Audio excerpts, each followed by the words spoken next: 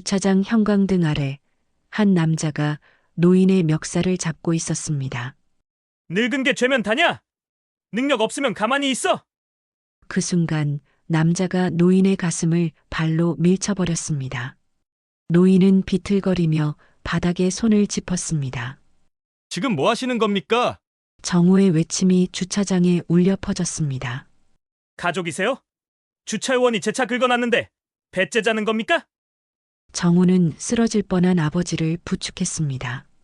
아버지의 손은 차갑게 떨리고 있었습니다. 됐다.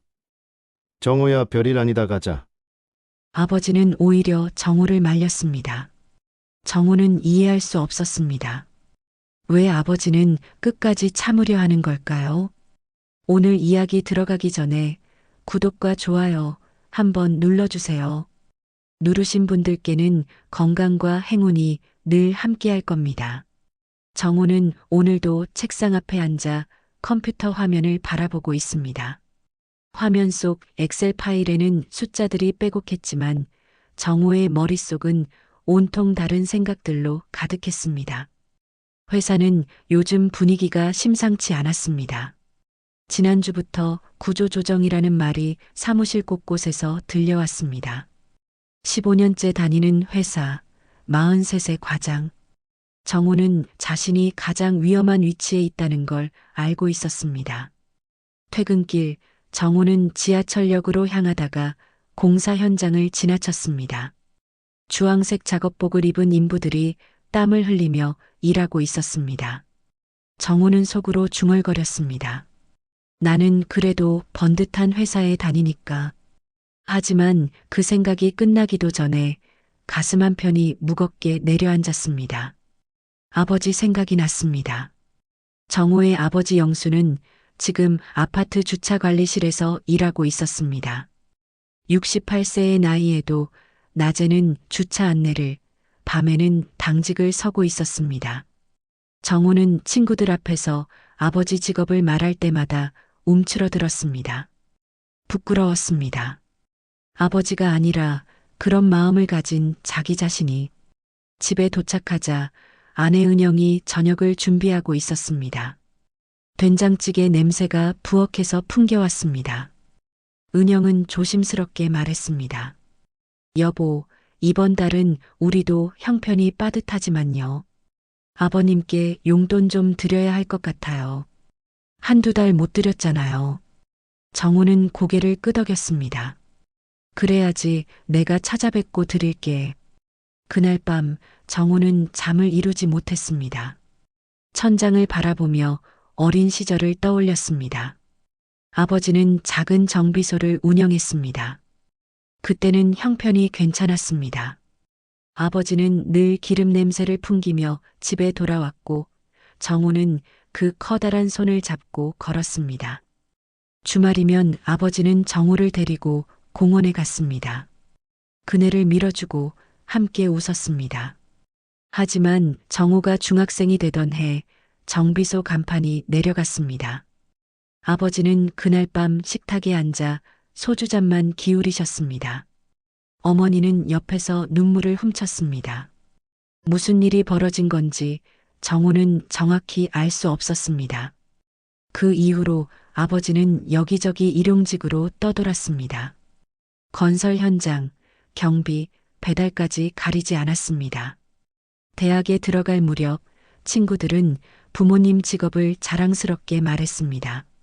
정호는 아버지가 사업을 한다고 거짓말했습니다.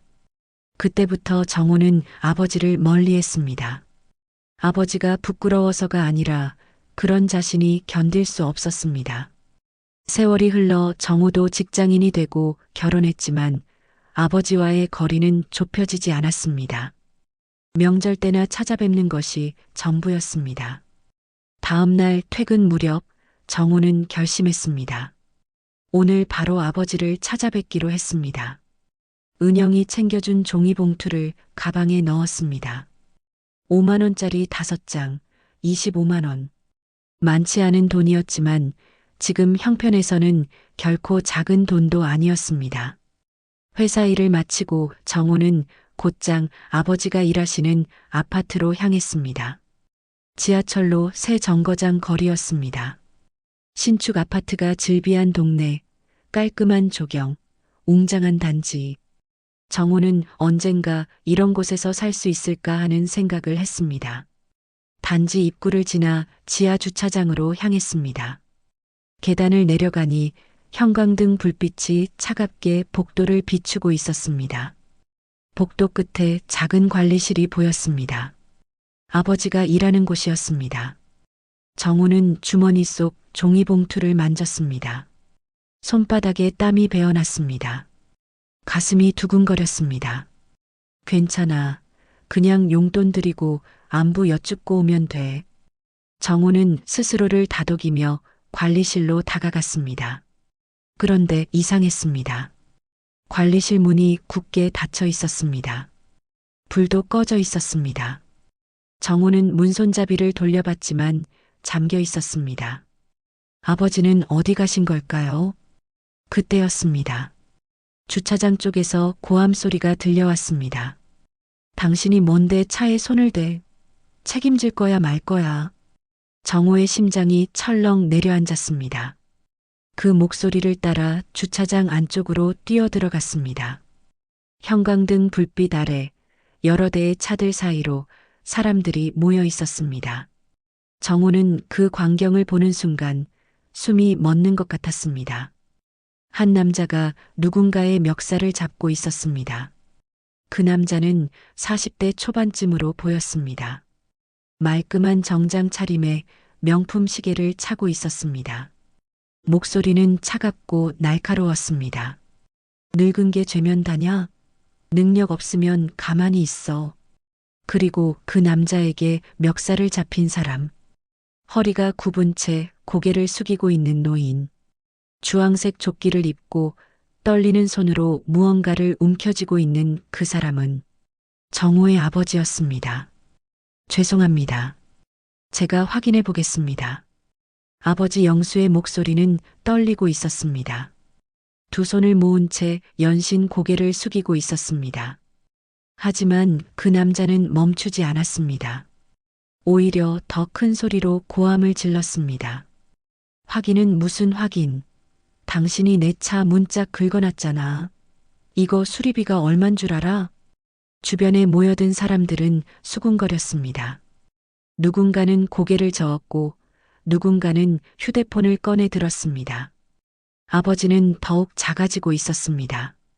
정우는 그 모습을 지켜보며 온몸이 얼어붙었습니다. 다리가 떨렸습니다. 주머니 속 종이봉투가 무겁게 느껴졌습니다. 그때 그 남자가 갑자기 아버지의 가슴을 발로 밀쳤습니다. 아버지는 비틀거리며 뒤로 물러났습니다. 주차장 바닥에 손을 짚으며 간신히 넘어지지 않았습니다. 정우는 더 이상 참을 수 없었습니다. 지금 뭐 하시는 겁니까? 정우의 목소리가 주차장에 울려 퍼졌습니다. 사람들의 시선이 일제히 정우에게 쏠렸습니다. 그 남자도 정우를 돌아봤습니다. 눈빛이 차가웠습니다. 당신은 누군데요? 정우는 아버지에게 달려갔습니다. 아버지를 부축하며 일으켰습니다. 아버지의 손이 차갑게 떨리고 있었습니다. 정우는 그 남자를 똑바로 쳐다봤습니다. 목소리를 가다듬으며 말했습니다. 이분은 제 아버지십니다. 지금 무슨 짓을 하신 겁니까? 그 남자는 비웃는 표정을 지었습니다. 아, 가족이세요? 그럼 더 좋네요. 주차 요원이 제 차 문짝을 긁어놨는데 배째자는 겁니까? 수리비가 몇백만 원인데 어떻게 책임지실 건가요? 정우는 아버지를 바라봤습니다. 아버지는 고개를 저으며 작게 말했습니다. 됐다, 정우야. 별일 아니다. 가자. 하지만 정우는 움직일 수 없었습니다. 아버지의 떨리는 손, 구부정한 어깨, 그리고 주변 사람들의 차가운 시선. 모든 것이 정우의 가슴을 짓눌렀습니다. 정우는 그 남자 김도연을 똑바로 쳐다봤습니다. 도연의 얼굴에는 거만함이 가득했습니다. 값비싼 정장, 반들거리는 구두, 손목에 명품 시계까지 모든 것이 자신이 얼마나 높은 위치에 있는지 과시하는 듯 했습니다. 수리비가 몇백만 원이라고요? 정우는 애써 침착하게 물었습니다. 정확히 어디가 손상된 건가요? 도연은 자신의 차를 가리켰습니다. 검은색 수입차였습니다. 조수석 문짝 아래쪽에 작은 흠집이 있었습니다. 손톱만 한 크기였습니다. 저기 보이죠? 저 주차 요원이 카트를 끌다가 제 차를 긁어놨어요. 이 차가 얼마짜리인 줄 아세요? 정우는 흠집을 자세히 봤습니다. 정말 작은 흠집이었습니다. 페인트가 살짝 벗겨진 정도였습니다. 몇백만 원까지 들어갈 정도는 아니어 보였습니다. 하지만 도연은 계속 목소리를 높였습니다. 이 차는 전체 도색을 해야 합니다. 부분 도색하면 색이 안 맞아요. 알아요? 최소 500만 원은 들어갑니다. 주변 사람들이 웅성거렸습니다. 500만 원이라는 말에 다들 놀란 표정이었습니다. 누군가는 혀를 찾고 누군가는 고개를 저었습니다. 정우는 아버지를 돌아봤습니다. 아버지 영수는 고개를 떨구고 있었습니다. 입술이 파르르 떨리고 있었습니다. 아버지, 정말 아버지가 하신 겁니까? 정우는 조심스럽게 물었습니다. 영수는 고개를 저었습니다. 아니다. 나는 카트를 끌고 지나가지도 않았어. 오늘 오전에는 계속 관리실에 있었고 오후에는 2층 주차장에서 안내만 했단다. 이쪽엔 오지도 않았어. 도연은 비웃으며 말했습니다. 거짓말 마세요. CCTV에 다 찍혀 있어요. 아침에 이 차 옆으로 카트 끌고 지나가는 거. 그때 긁은 거 맞죠? 정우는 따져 물었습니다. CCTV를 보셨다면 정확히 흠집 나는 장면도 보신 겁니까? 도연은 잠시 말을 멈췄습니다. 그러다 다시 목소리를 높였습니다. 그건 각도 때문에 정확히 안 보이지만 시간대가 맞아요. 이 사람 말고 누가 있어요? 다른 직원도 없는데. 정우는 차분하게 말했습니다. 그럼 확실한 증거는 없다는 말씀이시네요. 각도 때문에 안 보인다면서 어떻게 아버지가 했다고 단정하시는 겁니까? 도연의 얼굴이 붉어졌습니다. 지금 저한테 말대꾸하는 겁니까? 누가 봐도 이 사람이 한 거 아닙니까? 다른 사람이 있었어요? 없었잖아요. 주변 사람들 중 한 명이 끼어들었습니다. 중년 여성이었습니다. 저도 봤어요. 아침에 주차 요원분이 카트 끌고 지나가는 거. 그때 차 옆으로 아주 가까이 지나갔어요. 영수는 급하게 말했습니다. 아닙니다. 저는 카트를 끌 때 항상 조심합니다. 차에 닿지 않게 충분히 거리를 두고 지나갑니다. 20년 넘게 이 일 해왔습니다. 한 번도 차를 긁은 적 없어요. 도연은 코웃음을 쳤습니다. 20년 넘게 일했으면 더 문제죠. 늙어서 눈도 어둡고 손도 떨리니까 실수한 거 아닙니까? 솔직히 인정하세요. 정우는 주먹을 꽉 쥐었습니다. 손톱이 손바닥을 파고들었습니다. 참아야 했습니다. 여기서 감정적으로 대응하면 상황만 더 나빠질 것 같았습니다. 정우는 깊게 숨을 들이쉬며 말했습니다. CCTV 영상을 정확히 확인해 봐야 할 것 같습니다. 관리사무소에 요청해서 제대로 된 조사를 하시죠. 각도를 바꿔서 다른 카메라 영상도 확인하고요. 도연은 짜증스러운 표정을 지었습니다. 그럴 시간 없어요. 지금 당장 책임지라고요. 수리비 내든지 아니면 경찰 부르든지 하세요. 경찰이요? 정우는 반문했습니다. 확실한 증거도 없이 경찰을 부르시겠다고요? 도연은 휴대폰을 꺼냈습니다. 좋아요. 그럼 경찰 부르죠. 재물손괴로 신고할 겁니다. 그리고 보험사도 부를 거고요. 어차피 책임은 이 사람이 질 겁니다. 영수는 정우의 팔을 붙잡았습니다. 정우야, 됐다. 그냥 가자. 내가 알아서 할게. 정우는 아버지를 봤습니다. 아버지의 눈에는 두려움이 가득했습니다. 아니, 두려움보다는 체념에 가까웠습니다. 오랜 세월 견디며 살아온 사람의 눈빛이었습니다. 안 됩니다. 정우는 단호하게 말했습니다. 아버지가 하지 않으신 일로 책임질 수는 없어요. 도연은 비웃었습니다. 책임질 수 없다고요? 그럼 어쩔 건데요? 버티면 뭐가 달라져요? 주차요원 월급으로 이거 변상할 수 있어요? 정우는 도연을 똑바로 쳐다봤습니다. 변상은 그 다음 문제입니다. 먼저 정확한 조사가 필요합니다. CCTV 영상을 제대로 확인하고 흠집이 언제 어떻게 생긴 건지 확인해야 합니다. 도연은 한숨을 쉬며 말했습니다. 정말 답답하네요. 좋아요. 그럼 관리사무소 가시죠. 거기서 영상 보여드릴 테니까. 도연은 앞장서서 걷기 시작했습니다. 주변 사람들도 하나둘 따라갔습니다. 구경거리가 생긴 듯 수군거리며 뒤를 따랐습니다. 정우는 아버지를 부축하며 천천히 걸었습니다. 아버지의 몸이 떨리고 있었습니다. 관리사무소에 도착하자 도연은 직원에게 요구했습니다. 오늘 오전 지하 주차장 CCTV 영상 좀 보여주세요. 빨리요. 직원은 당황한 표정으로 컴퓨터를 켰습니다. 화면에 주차장 영상이 떴습니다. 도연은 화면을 가리키며 말했습니다. 저기 봐요. 저 사람이 카트 끌고 제 차 옆으로 지나가잖아요. 정우는 화면을 자세히 봤습니다. 영수가 카트를 끌고 지나가는 장면이 보였습니다. 하지만 각도 때문에 카트가 차에 닿는지는 확인할 수 없었습니다. 정우는 직원에게 물었습니다. 다른 각도 카메라는 없습니까? 직원은 고개를 저었습니다. 그쪽은 사각지대예요. 이 카메라밖에 없습니다.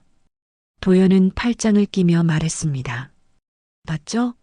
시간대도 맞고 이 사람 말고는 아무도 없었어요. 이제 인정하시겠어요? 정우는 고개를 저었습니다. 이건 확실한 증거가 아닙니다. 카트가 차에 닿았는지 안 닿았는지 확인할 수 없잖아요. 도연은 목소리를 높였습니다. 그럼 대체 누가 한 겁니까? 하늘에서 흠집이 생긴 겁니까? 정우는 차분하게 말했습니다. 주차장에는 수십 대의 차가 드나듭니다. 다른 차가 문을 열다가 부딪혔을 수도 있고 지나가다 스친 것일 수도 있습니다. 확실한 증거 없이 아버지한테 책임을 떠넘기는 건 부당합니다. 도연은 얼굴이 벌개졌습니다. 지금 저한테 떠넘긴다고 한 겁니까? 이 차가 제 겁니다. 제가 피해자라고요. 순간 관리사무소 문이 열리며 한 남자가 들어왔습니다. 50대 중반쯤 되어 보이는 관리소장이었습니다. 관리소장은 상황을 파악하더니 영수에게 말했습니다. 영수 씨, 이게 무슨 일입니까? 입주민 차를 손상시켰다고요? 영수는 고개를 숙였습니다. 소장님, 저는 정말 하지 않았습니다. 관리소장은 난처한 표정을 지었습니다. 하지만 영상에 영수 씨가 나오지 않습니까? 도연 씨는 입주민이고 이 문제는 심각합니다. 정우는 관리소장을 봤습니다. 확실한 증거가 없는데 어떻게 책임을 물을 수 있습니까? 관리소장은 한숨을 쉬었습니다. 일단 조사를 더 해봐야겠습니다. 도연 씨, 정확한 손상 부위 사진도 찍어주시고 견적서도 받아오세요. 그 다음에 다시 논의하죠. 도연은 불만스러운 표정이었지만 고개를 끄덕였습니다. 알겠습니다. 하지만 이 사람이 책임져야 한다는 건 변함없어요. 도연이 나가자 관리소장은 영수에게 말했습니다. 영수 씨, 조심하셔야 합니다. 요즘 입주민들 예민해요. 한번 문제 생기면 계속 꼬투리 잡힙니다. 정우는 관리소장의 말에 불편함을 느꼈습니다. 하지만 아무 말도 할 수 없었습니다. 정우는 아버지를 데리고 관리사무소를 나왔습니다. 밖은 어두워지고 있었습니다. 주차장 불빛이 차갑게 빛나고 있었습니다. 아버지, 괜찮으세요? 정우는 조심스럽게 물었습니다. 영수는 고개를 끄덕였습니다. 괜찮다. 걱정 마라. 정우야, 너 일 있잖니? 어서 가거라. 하지만 정우는 아버지를 그냥 둘 수 없었습니다. 오늘 집에 같이 가시죠. 은영이도 아버지 보고 싶어 할 거예요.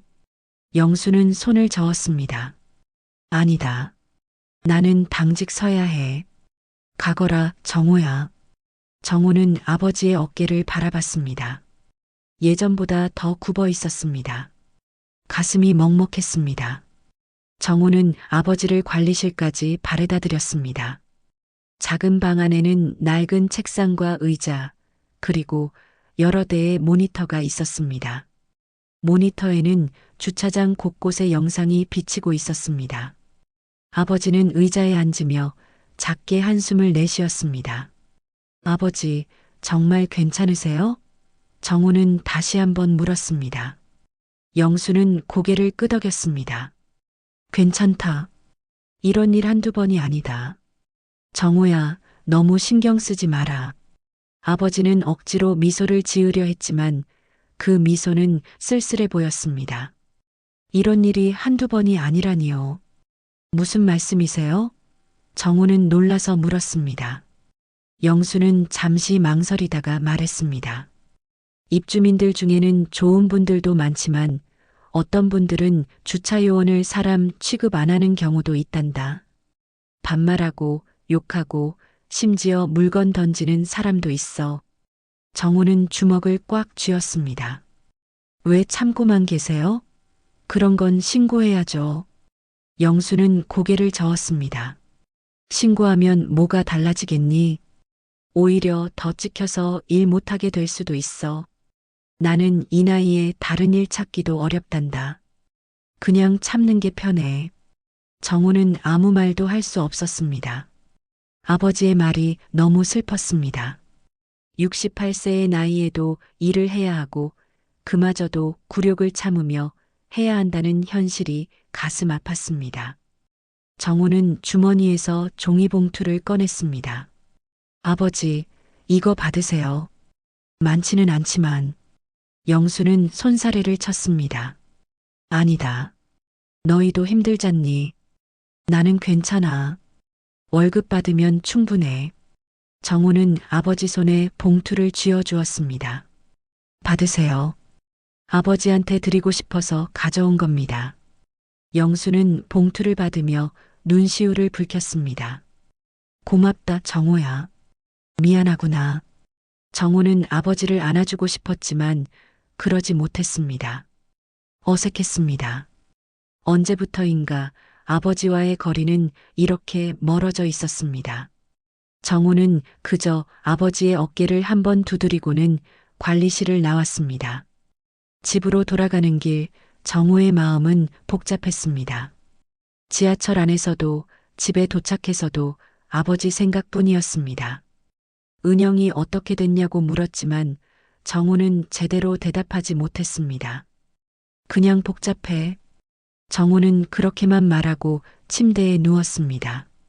잠은 오지 않았습니다. 천장을 바라보며 오늘 있었던 일들을 되새겼습니다.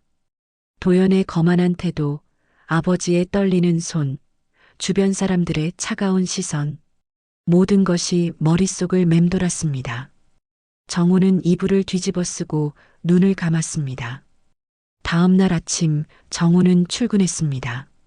하지만 일에 집중할 수 없었습니다.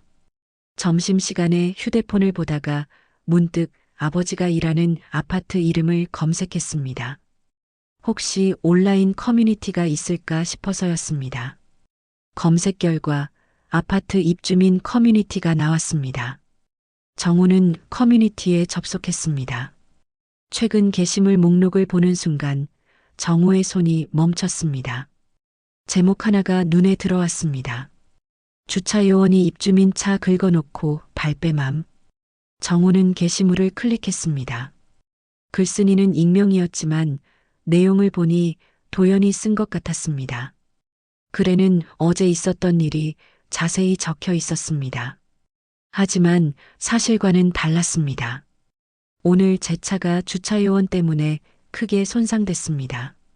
확인했더니 주차요원이 카트로 긁어놓고도 모르쇠로 일관하더군요. 아들인지 누군지 나타나서 오히려 저한테 따지고 책임도 안 지려고 합니다. 이런 사람이 주차요원으로 일해도 되는 건가요? 관리비 내고 사는 입주민이 피해를 봐야 합니까? 댓글들이 달려 있었습니다.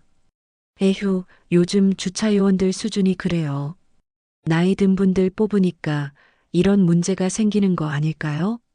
책임질 능력도 없으면서 일을 하면 안 되죠. 관리사무소에 항의해야 할 것 같아요. 저희 관리비로 월급 주는 건데. 정우는 휴대폰을 꽉 쥐었습니다. 손이 떨렸습니다. 분노가 치밀어 올랐습니다. 이건 명백한 명예훼손이었습니다. 사실도 아닌 내용으로 아버지를 모욕하고 있었습니다. 정우는 댓글을 계속 읽어 내려갔습니다. 저도 그 주차요원 봤어요. 항상 무뚝뚝하고 불친절해요. 한 번은 제 차 앞에서 담배 피우고 있더라고요. 정말 비상식적이에요. 이런 사람들 때문에 우리 아파트 이미지가 나빠져요. 정우는 더 이상 참을 수 없었습니다. 댓글을 달려고 했지만 회원가입을 해야 댓글을 쓸 수 있었습니다. 정우는 서둘러 회원가입을 했습니다. 하지만 승인 대기 중이라는 메시지가 떴습니다. 입주민만 가입할 수 있다는 안내문이 보였습니다. 정우는 한숨을 쉬었습니다. 어떻게 해야 할까요? 이대로 두면 아버지에 대한 오해가 더 커질 것 같았습니다. 정우는 회사 업무는 뒷전이고 계속 커뮤니티를 새로 고침했습니다. 게시물은 계속 위로 올라오고 있었고 댓글은 더 늘어나고 있었습니다. 오후가 되자 또 다른 게시물이 올라왔습니다. 제목은 주차요원 교체 건의합니다였습니다. 아침에 올라온 글 봤습니다. 저도 그 주차요원 때문에 불편했던 적이 있어요. 인사도 안 받고 물어보면 대답도 제대로 안 하고 이런 분이 우리 아파트에서 일하는 게 맞나요? 관리사무소에서 교체를 검토해 주셨으면 합니다. 정우는 휴대폰을 내려놓았습니다. 머리가 지끈거렸습니다. 사무실 동료가 괜찮냐고 물었지만 정우는 고개만 끄덕였습니다. 괜찮지 않았습니다. 전혀 괜찮지 않았습니다. 퇴근 시간이 되자마자 정우는 회사를 나섰습니다. 아버지에게 전화를 걸었습니다. 한참 만에 아버지가 받았습니다. 아버지, 저예요. 지금 어디 계세요? 관리실이다. 무슨 일이니? 정우는 말을 이었습니다. 온라인에 글 올라온 거 아세요? 아파트 커뮤니티에 아버지 험담하는 글들이 올라왔어요. 영수는 한참 침묵하다가 말했습니다. 알고 있다. 관리소장님이 알려주셨어. 그럼 어떻게 하실 거예요? 이대로 둘 수는 없잖아요. 영수는 작게 한숨을 쉬었습니다. 정우야, 괜찮다. 시간 지나면 다들 잊어버릴 거다. 잊어버린다고요? 아버지, 이건 명예훼손이에요. 법적으로 대응해야 합니다. 영수는 단호하게 말했습니다. 안 된다. 그러면 일을 못하게 될 거야. 나는 지금 이 일이라도 해야 한단다. 제발 가만히 있어라. 정우는 할 말을 잃었습니다. 아버지의 목소리에는 체념이 가득했습니다. 정우는 전화를 끊고 주저앉고 싶었습니다. 하지만 그럴 수 없었습니다. 정우는 아버지가 일하는 아파트로 향했습니다. 아파트에 도착하자 분위기가 어제와 달랐습니다. 입주민들이 정우를 힐끗힐끗 쳐다봤습니다. 누군가는 수군거렸습니다. 정우는 관리실로 향했습니다. 문을 열려는 순간 안에서 목소리가 들렸습니다. 영수 씨, 이거 심각한 문제예요. 입주민들이 계속 항의하고 있어요. 관리위원회에서도 검토 중이고요. 관리소장의 목소리였습니다. 정우는 문을 열지 않고 귀를 기울였습니다. 영수의 목소리가 떨리고 있었습니다. 소장님, 제가 정말 하지 않았습니다. 믿어주세요. 저도 믿고 싶어요. 하지만 입주민들 여론이 좋지 않아요. 이대로 가면 영수 씨가 그만두셔야 할 수도 있습니다. 정우는 주먹을 꽉 쥐었습니다. 손톱이 손바닥을 파고들었습니다. 아버지가 일자리를 잃을 수도 있다는 말에 가슴이 무너져 내렸습니다. 정우는 더 이상 참을 수 없었습니다. 문을 벌컥 열고 관리실 안으로 들어갔습니다. 관리소장과 아버지가 깜짝 놀라 정우를 바라봤습니다. 정우야. 영수는 당황한 표정으로 일어섰습니다. 정우는 관리소장을 똑바로 쳐다봤습니다. 소장님, 지금 무슨 말씀을 하신 겁니까? 제대로 된 조사도 없이 아버지를 그만두게 하시겠다는 겁니까?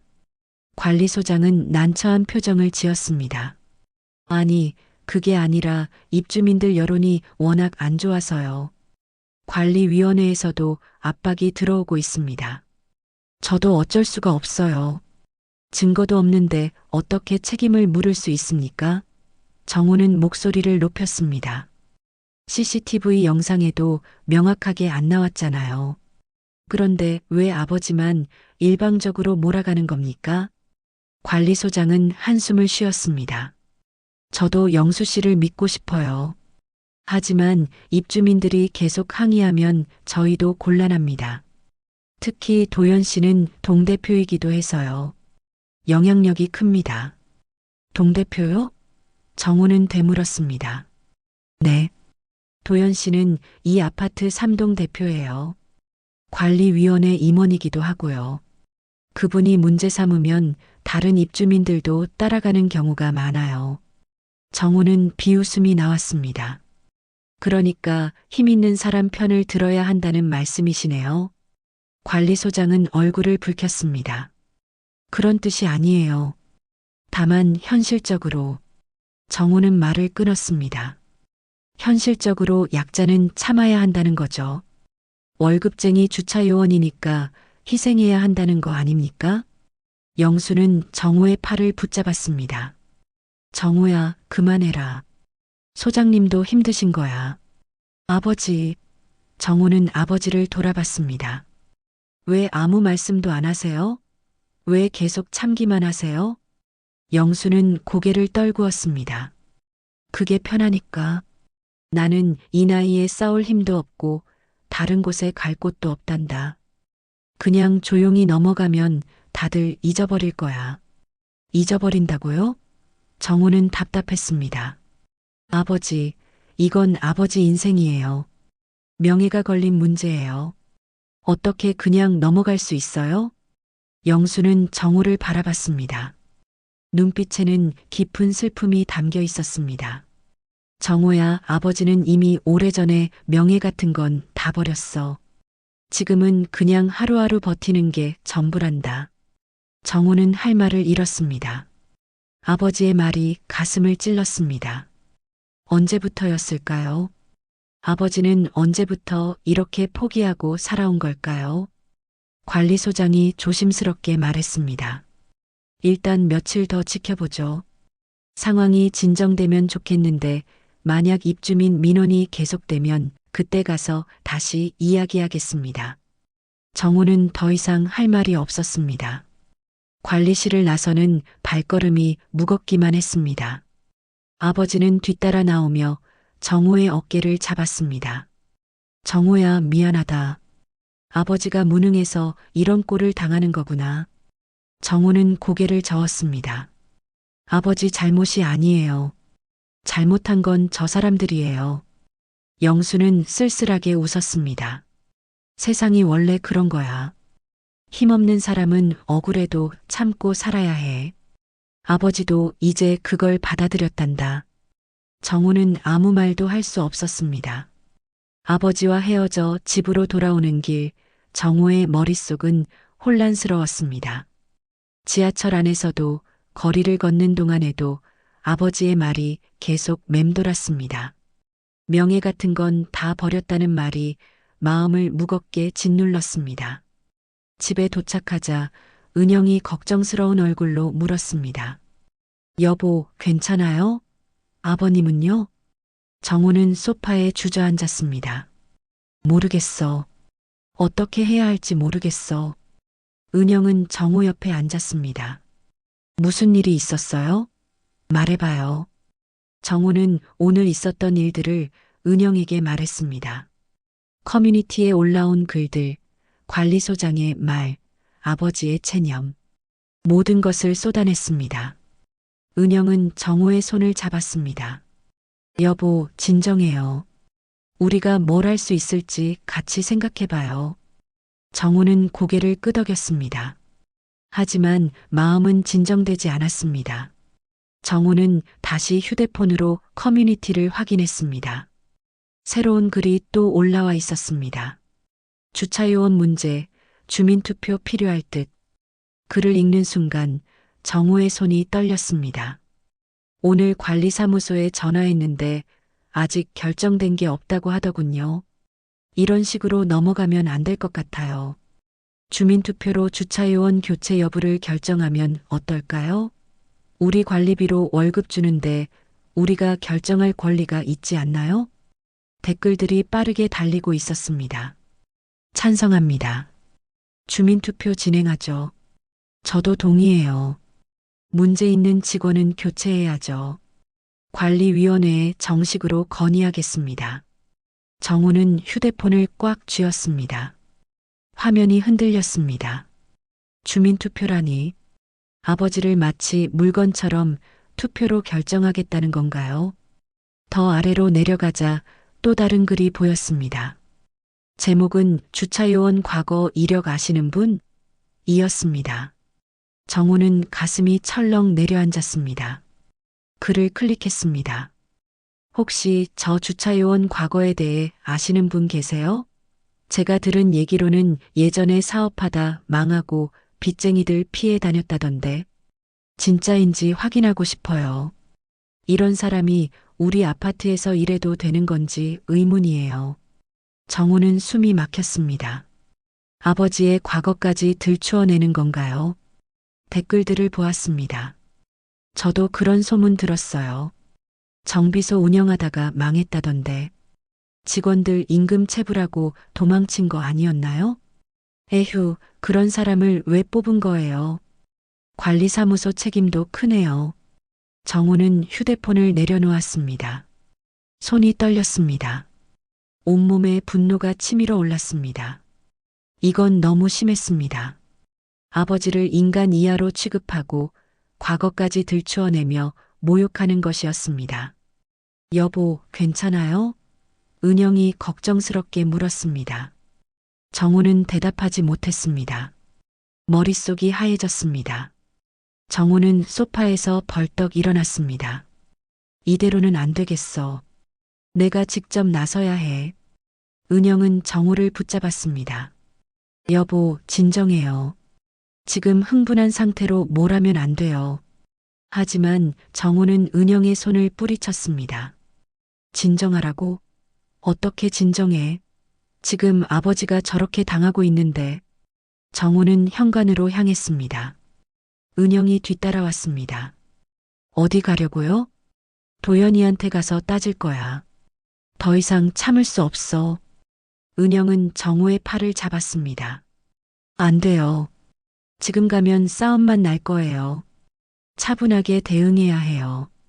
정우는 멈춰섰습니다. 은영의 말이 맞았습니다. 지금 흥분한 상태로 가면 상황만 더 나빠질 것 같았습니다. 정우는 주저앉았습니다. 무릎에 힘이 풀렸습니다. 은영은 정우를 안아주었습니다. 울지 않았지만 정우의 눈은 붉어져 있었습니다. 정우는 자신의 무력함이 한탄스러웠습니다. 아버지를 지켜주지 못하는 자신이 비참했습니다. 그날 밤 정우는 잠을 이루지 못했습니다. 새벽까지 커뮤니티를 확인했습니다. 글은 계속 올라오고 있었습니다. 아버지를 향한 비난은 점점 더 심해지고 있었습니다. 정우는 주먹으로 바닥을 쳤습니다. 분노가 터져 나왔습니다. 이렇게 당하고만 있을 수는 없었습니다. 뭔가 해야 했습니다. 하지만 무엇을 어떻게 해야 할지 알 수 없었습니다. 정호는 천장을 바라보며 이를 악물었습니다. 며칠이 지났습니다.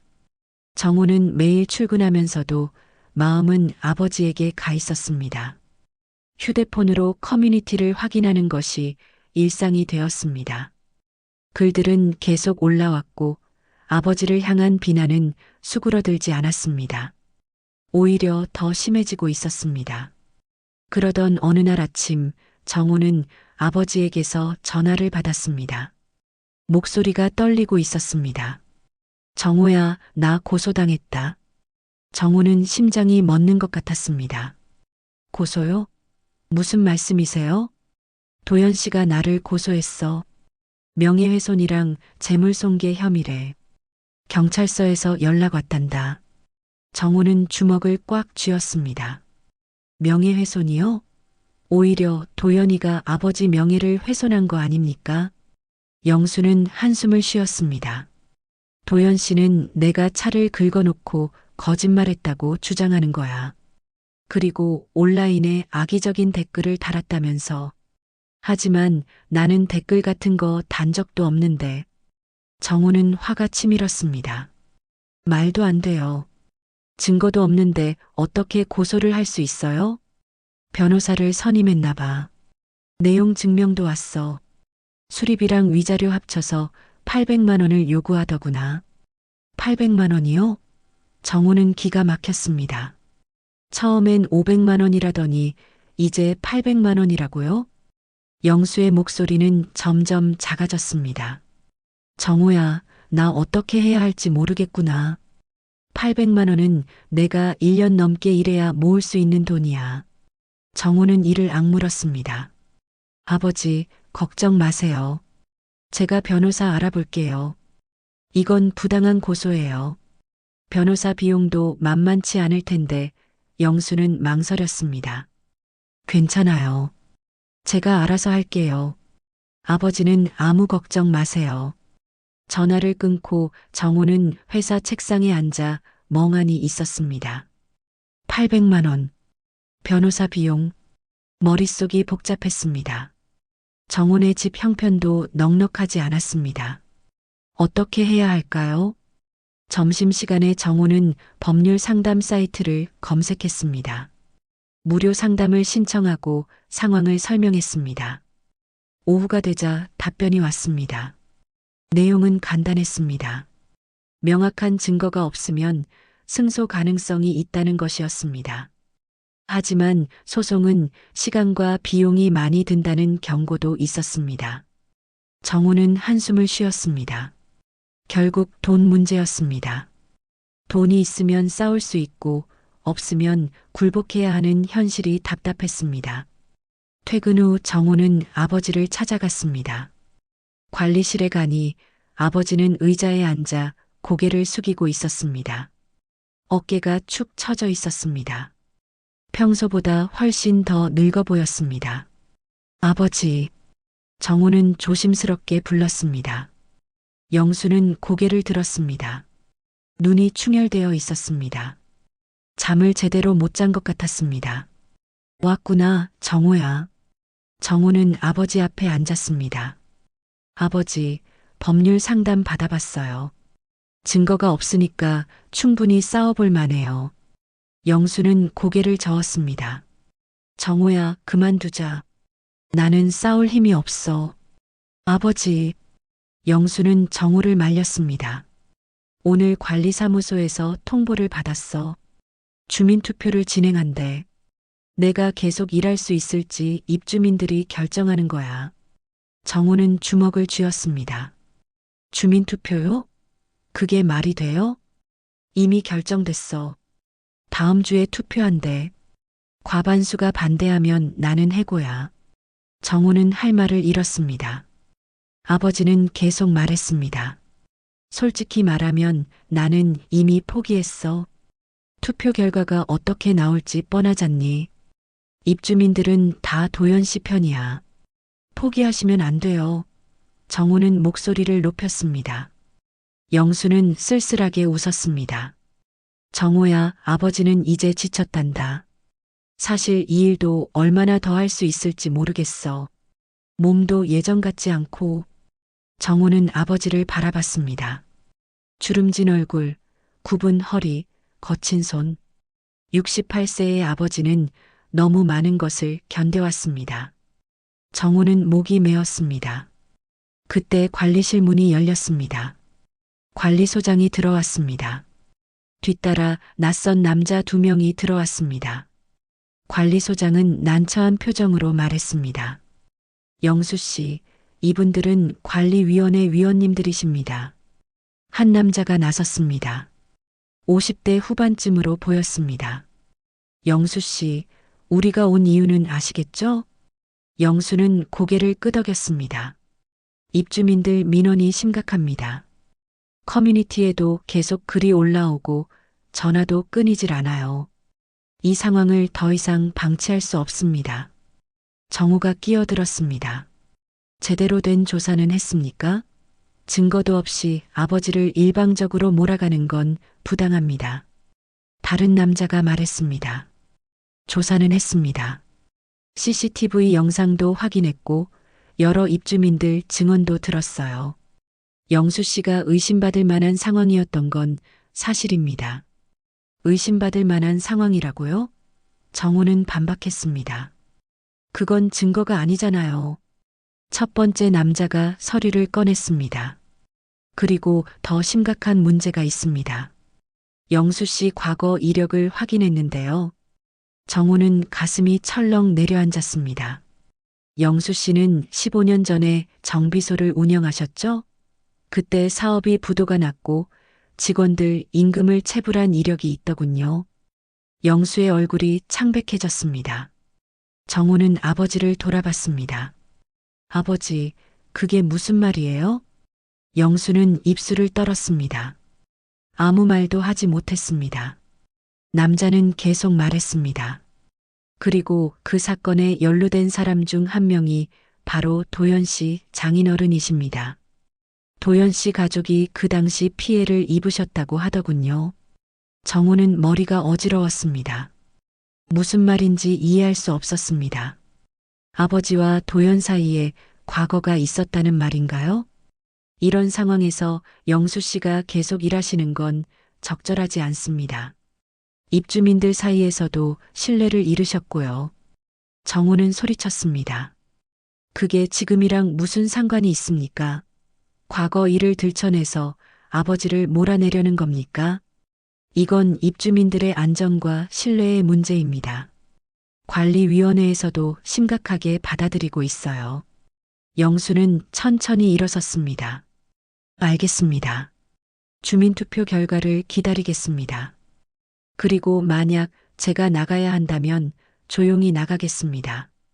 정우는 아버지를 붙잡으려 했습니다. 아버지. 하지만 영수는 고개를 저었습니다. 됐다, 정우야. 관리위원들이 나가고 관리소장도 머쓱하게 자리를 떠났습니다. 관리실에는 정우와 아버지만 남았습니다. 정우는 아버지를 똑바로 쳐다봤습니다. 아버지, 그 사람들 말이 사실이에요? 도연이네 집안이랑 무슨 일이 있었던 거예요? 영수는 한참을 침묵하다가 입을 열었습니다. 정우야, 미안하다. 아버지가 숨긴 게 있어. 오래전 일인데 사실은. 영수의 목소리가 떨렸습니다. 정우는 주먹을 꽉 쥐었습니다. 진실이 서서히 드러나려 하고 있었습니다. 하지만 그 진실이 어떤 것일지 정우는 두려웠습니다. 영수는 한참을 망설이다 천천히 입을 열었습니다. 정우야, 아버지가 너한테 말 안 한 게 있어. 15년 전 일이야. 정우는 숨을 죽이고 아버지를 바라봤습니다. 정비소를 운영할 때였어. 사업은 잘 되고 있었지. 직원도 5명이나 뒀어.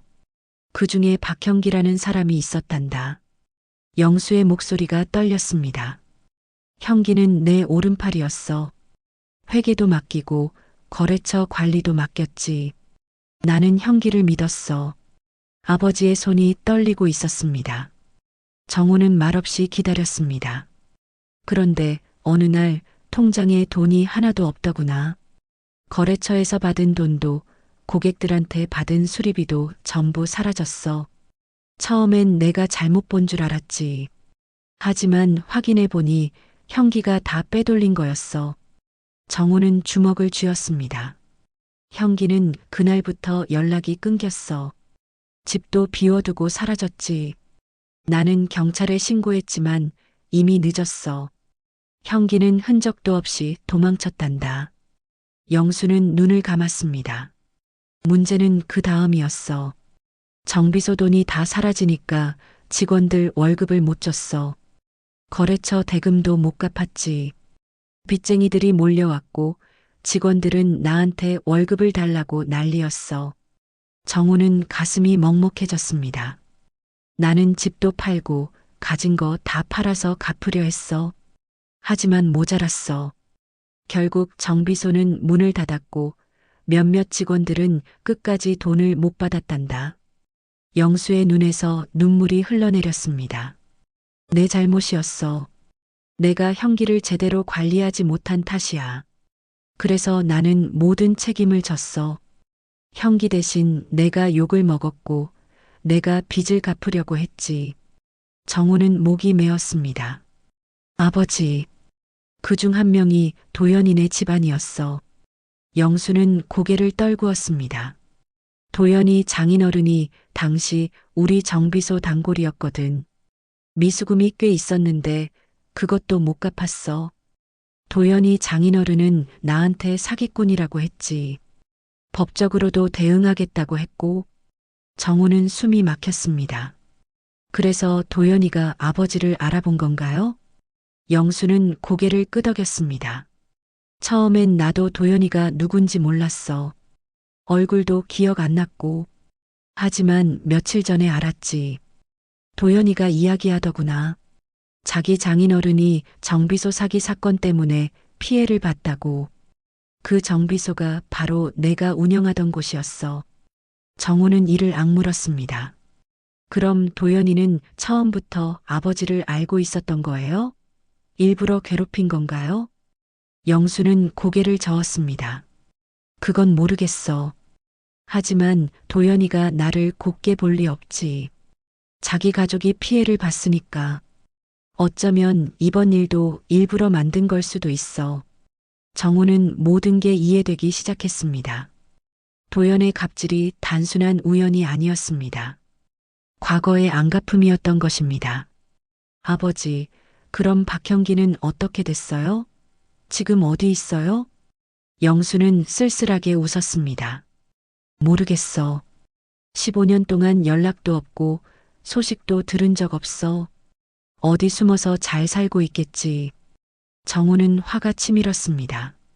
그 사람 때문에 아버지가 이렇게 고생하는데 그 사람은 아무렇지도 않게 살고 있다는 게 분했습니다. 정우야, 나는 너한테 이 이야기를 하고 싶지 않았어. 영수는 정우를 바라봤습니다. 아버지가 무능하고 한심해 보일까봐. 내가 아버지를 더 멀리 할까봐. 정우는 고개를 저었습니다. 아니에요, 아버지. 아버지는 책임을 지려고 하신 거잖아요. 잘못은 박형기가 한 건데 책임을 진다고 해서 달라지는 건 없더구나. 영수는 한숨을 쉬었습니다. 결국 나는 모든 걸 잃었어. 돈도 명예도 자존심도. 그래서 이제는 그냥 조용히 살고 싶었어. 아무도 나를 기억하지 않는 곳에서 말이야. 정우는 가슴이 아팠습니다. 아버지는 15년 동안 숨죽이며 살아왔습니다. 과거를 숨기고 고개를 숙이고 모든 걸 참으며 살아왔습니다. 아버지, 박형기를 찾아야 해요. 정우는 단호하게 말했습니다. 그 사람이 진실을 밝혀야 아버지가 누명을 벗을 수 있어요.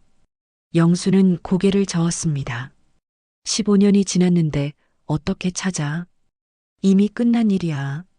안 끝났어요. 정우는 목소리를 높였습니다. 지금 도연이가 아버지를 괴롭히는 것도 고소한 것도 다 과거 때문이잖아요. 박형기를 찾아서 진실을 밝혀야 해요. 영수는 정호를 말렸습니다. 정호야, 그만해. 이미 늦었어. 나는 그냥 조용히 일 그만두고 떠날 거야. 정호는 답답했습니다. 하지만 포기할 수 없었습니다. 정호는 아버지에게 물었습니다. 박형기에 대해서 아시는 거 있어요? 가족이 어디 사는지, 친구가 누군지, 뭐라도요. 영수는 잠시 생각하다가 말했습니다.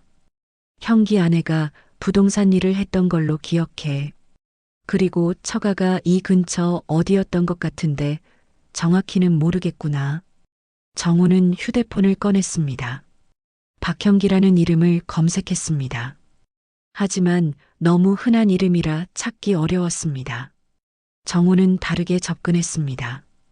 도연의 장인어른 이름을 알아야 했습니다.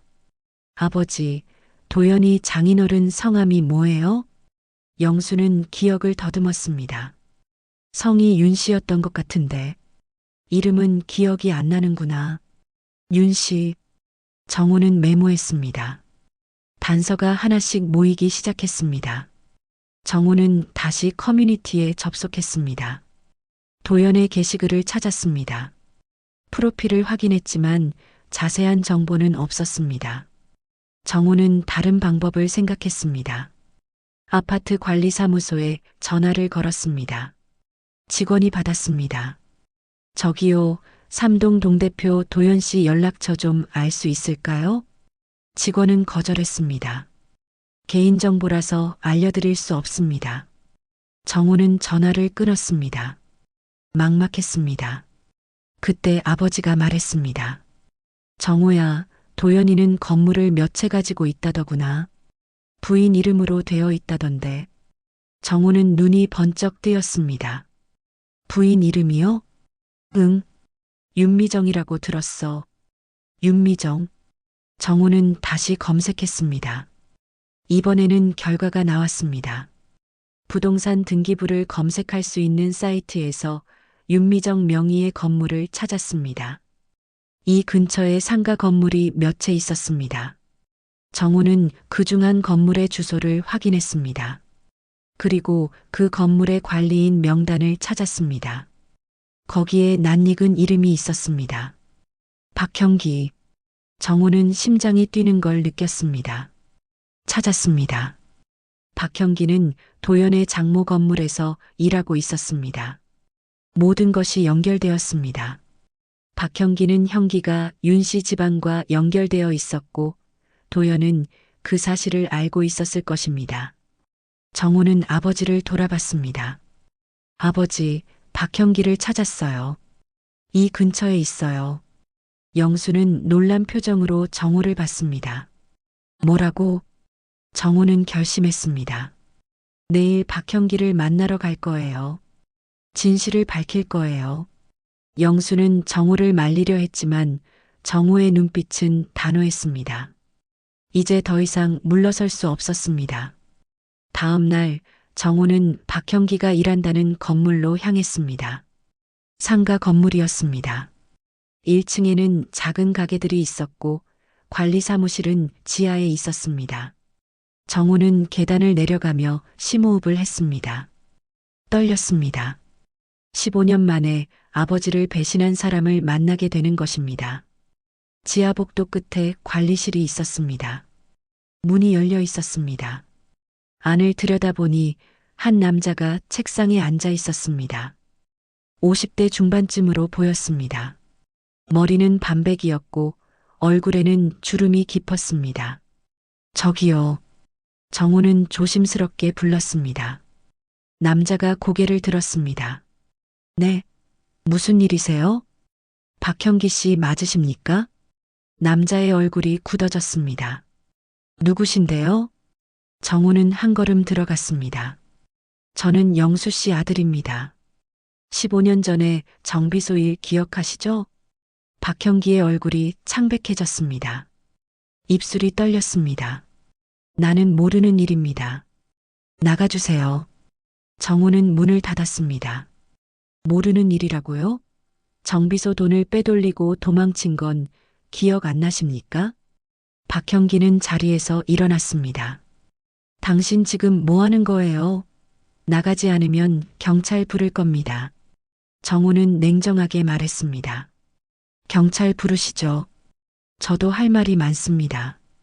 횡령죄는 공소시효가 7년인데 증거만 있으면 민사로는 여전히 청구할 수 있어요. 박형기는 당황한 표정이었습니다.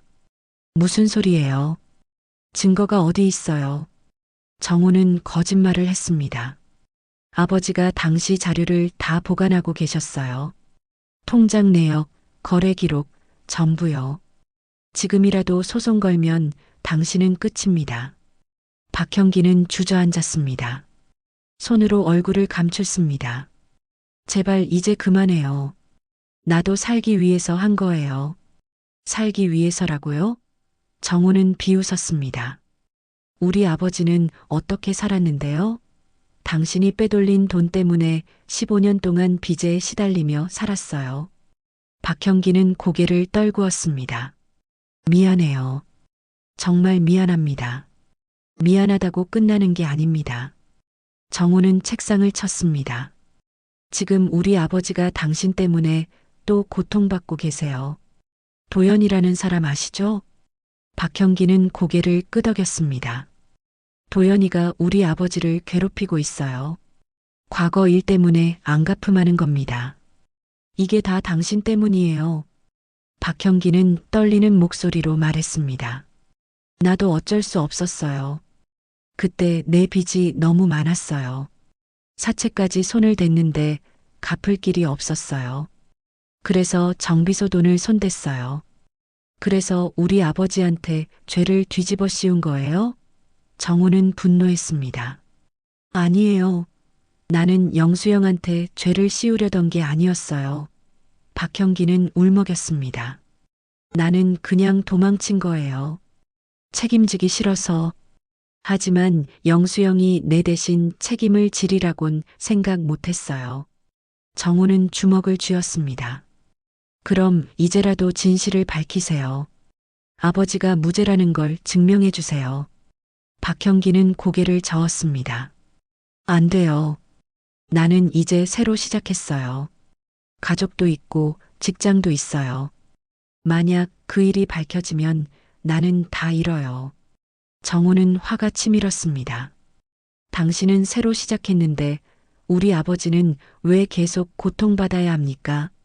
박형기는 대답하지 못했습니다. 정우는 박형기를 노려봤습니다. 좋아요. 그럼 제가 직접 밝히겠습니다. 도연이한테 가서 당신이 진짜 범인이라고 말하겠어요. 안 돼요. 박형기는 소리쳤습니다. 제발 그러지 마세요. 그럼 당신이 나서세요. 진실을 밝히세요. 박형기는 한참을 망설이다가 고개를 끄덕였습니다. 알겠어요. 내가 나서겠어요. 정우는 박형기를 데리고 아파트로 향했습니다. 주민투표가 열리는 날이었습니다. 관리사무소 앞에는 입주민들이 모여 있었습니다. 도연도 보였습니다. 관리위원들도 앞에 서 있었습니다. 정우는 박형기와 함께 사람들 앞에 섰습니다. 도연은 정우를 보며 비웃었습니다. 왜 또 왔어요? 주민투표 방해하려고요? 방해하러 온 게 아닙니다. 정우는 단호하게 말했습니다. 진실을 밝히러 왔어요. 진실이요? 도연은 코웃음을 쳤습니다. 무슨 진실이요? 정우는 박형기를 가리켰습니다. 이분이 15년 전 정비소 돈을 빼돌린 진짜 범인입니다. 우리 아버지가 아니에요. 입주민들이 웅성거렸습니다. 도연은 박형기를 쳐다봤습니다. 얼굴색이 변했습니다. 박형기는 떨리는 목소리로 말했습니다. 맞아요. 내가 정비소 돈을 빼돌렸어요. 영수 씨는 아무 잘못이 없어요. 내가 모든 책임을 져야 했는데 도망쳤어요. 도연은 당황한 표정이었습니다. 지금 무슨 소리를 하는 거예요? 정우는 계속 말했습니다. 그리고 더 중요한 사실이 있습니다. 우리 아버지는 그 사건 이후에도 도연 씨 어머니와 도연 씨를 위해 생활비를 보냈어요. 정비소가 망한 뒤에도요. 입주민들이 수군거렸습니다. 도연은 고개를 저었습니다. 말도 안 돼요. 증거라도 있어요? 그때 뒤에서 목소리가 들렸습니다. 증거는 내가 가지고 있어. 사람들이 돌아봤습니다. 한 여인이 걸어오고 있었습니다. 50대 중반쯤으로 보였습니다. 단정한 옷차림에 우아한 인상이었습니다. 도연의 얼굴이 굳었습니다. 어머니, 여인은 윤미정이었습니다. 도연의 어머니였습니다. 윤미정은 영수를 보며 눈물을 글썽였습니다. 오빠 오랜만이에요. 입주민들이 놀랐습니다. 오빠라니요? 윤미정은 사람들을 돌아봤습니다. 이분은 제 오빠입니다. 영수 오빠예요. 도연은 믿을 수 없다는 표정이었습니다. 무슨 소리예요, 어머니? 윤미정은 아들을 돌아봤습니다. 도연아, 내가 모르는 일이 있어. 오래전 일이야. 내 아버지는 사업에 실패하고 집을 나갔어. 우리 모녀를 버리고 떠났지. 그때 우리를 살린 사람이 영수 오빠였어. 정우는 눈이 커졌습니다. 아버지가 외삼촌이었다는 말인가요?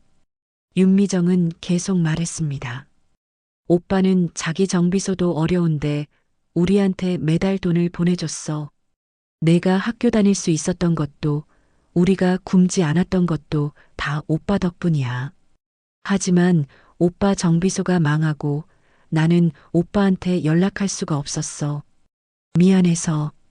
도연은 말을 잃었습니다. 윤미정은 영수에게 다가갔습니다. 오빠, 고개 좀 들어요. 오빠는 잘못한 게 없어요. 오히려 우리 가족을 살렸어요. 그런데 내가 내 아들이 오빠한테 이런 짓을 했네요. 윤미정은 무릎을 꿇었습니다. 입주민들이 숨을 죽였습니다. 도연은 어머니를 붙잡으려 했습니다. 어머니, 일어나세요. 윤미정은 영수를 올려다봤습니다. 오빠 용서해 주세요. 내가 제대로 가르치지 못했어요. 영수는 눈물을 흘렸습니다. 미정아 괜찮아. 다 괜찮아. 정우도 눈물이 났습니다. 아버지가 이런 비밀을 품고 살아왔다는 게 가슴 아팠습니다. 도연은 무릎 꿇은 어머니를 보며 얼굴이 창백해졌습니다. 입주민들은 숨죽인 채 상황을 지켜봤습니다. 도연은 떨리는 손으로 어머니를 일으켰습니다. 어머니, 일어나세요. 제발이요. 윤미정은 일어서며 눈물을 닦았습니다. 도연아, 내가 알아야 할 게 있어. 내 아버지가 우리를 버리고 떠난 뒤 우리는 정말 힘들었어. 먹을 것도 없었고 방세도 밀렸어. 그때 영수 오빠가 나타났지. 오빠는 자기 형편도 어려운데 우리한테 매달 돈을 보내줬어. 도연은 고개를 떨구었습니다. 내가 중학교 들어갈 때 교복비, 고등학교 수학여행비, 대학 입학금까지 다 오빠가 보낸 돈으로 됐어. 윤미정의 목소리가 떨렸습니다. 오빠는 한 번도 우리한테 갚으라는 말 안 했어. 그냥 조용히 도와주고 우리가 자리 잡으면 됐다고 했지. 정우는 아버지를 돌아봤습니다. 아버지는 고개를 숙인 채 아무 말도 하지 않았습니다. 정우는 처음 알았습니다. 아버지가 왜 그렇게 가난하게 살아왔는지를.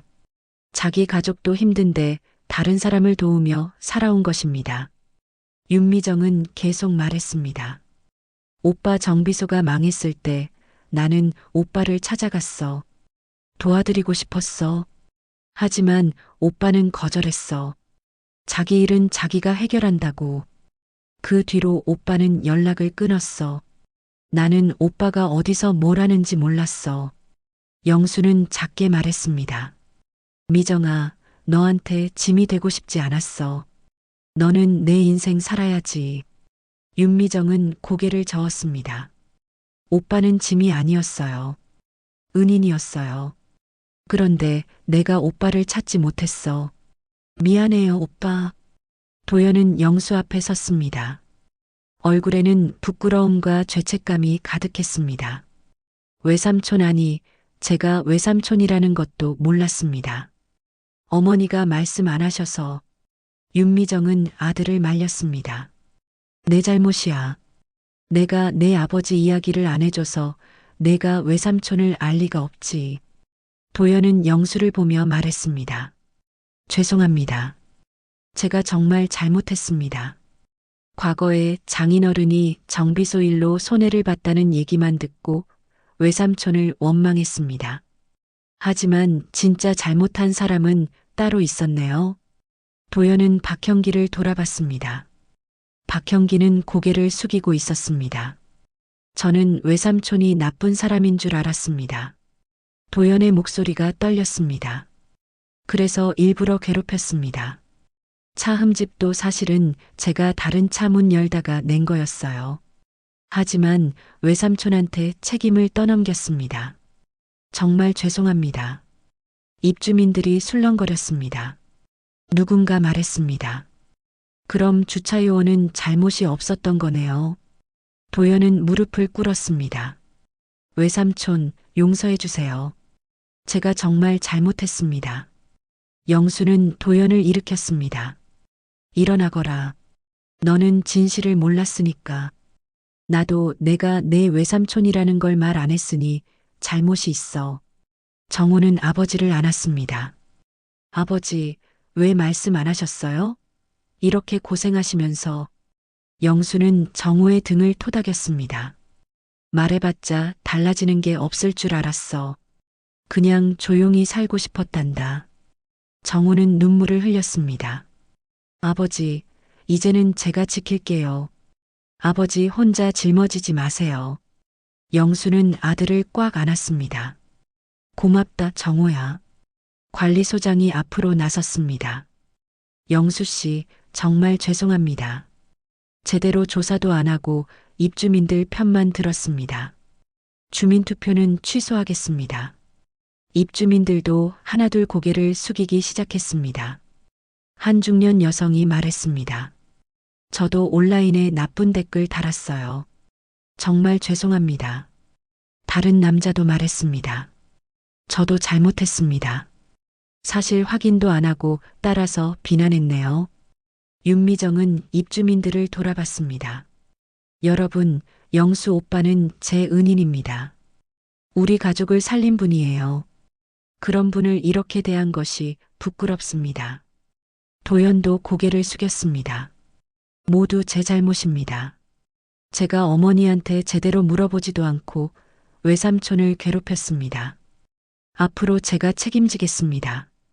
박형기가 앞으로 나왔습니다. 그리고 저도 사죄하겠습니다. 영수영, 15년 동안 도망 다니며 살았습니다. 이제라도 책임지겠습니다. 빼돌린 돈 갚겠습니다. 영수는 고개를 저었습니다. 이미 지난 일이야.